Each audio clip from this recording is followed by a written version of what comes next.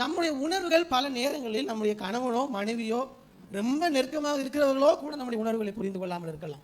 Maybe அது உண்மையாக கூட இருக்கலாம். அது ரொம்ப சாதாரண விஷயமா இருக்கும், நமக்கு அது ரொம்ப கஷ்டமா இருக்கும். மனிதர்கள் அதை ஏற்றுக்கொள்ளாமல் இருக்கலாம், மனிதர்கள் அதை ஏளனமாக பார்க்கலாம். ஆனால் ஆண்டவர் என்ன பண்ண மாட்டார்னா, ஒரு நாளும் உங்கள் உணர்வுகளை டேக் இட் ஃபார் கிராண்டட் எடுக்க மாட்டார்.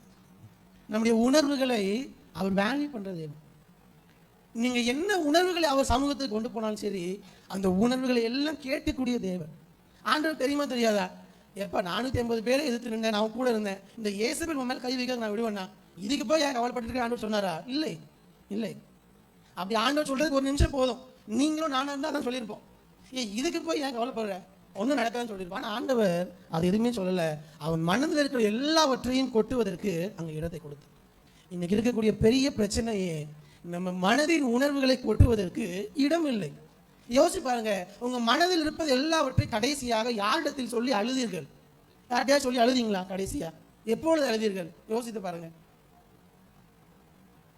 பல நேரங்களில் இல்லை. பல நேரங்களில் மனிதரிடத்தில் போக முடியல. ஏன்னா ஒரு முறை அதை அவங்க வேல்யூ பண்ணலன்னா அடுத்த முறை நம்மளால என்ன பண்ண முடியாது, அவரிடத்தில் போக முடியாது. அந்த பிரேக் ஆச்சுன்னா கஷ்டமாயிடும்.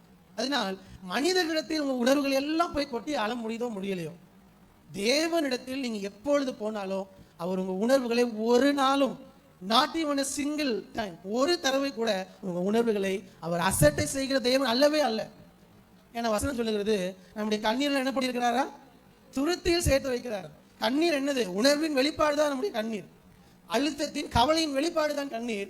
மனிதர்களுக்கு கண்ணீர் சாதாரணமா இருக்கலாம், எப்போதுமே இப்படிதான் பாழ்ந்துட்டே இருப்பான், எதுக்கு எடுத்தாலும். இல்லை, ஆண்டவர் எல்லா கண்ணீரையும் துருத்தியில் சேர்த்து வைக்கிறார். அதனால் உங்க உணர்வு மன சோர்வுக்கான பதில் எங்க இருக்குதுன்னா, உங்க உணர்வுகளை அவர் சமூகத்தில் நீங்கள் கொட்டுவதில் தான் இருக்கு. உங்க உணர்வுகளை தேவ சமூகத்தில் கொட்டுவதில் தான் இருக்கிறது.